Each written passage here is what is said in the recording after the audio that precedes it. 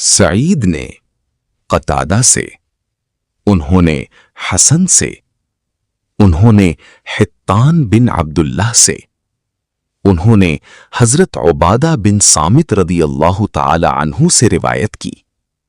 کہا، جب نبی کریم صلی اللہ علیہ وسلم پر وحی نازل ہوتی تو آپ صلی اللہ علیہ وسلم اس کی بنا پر کرب کی سی کیفیت سے دوچار ہو جاتے اور آپ کے چہرے کا رنگ متغیر ہو جاتا۔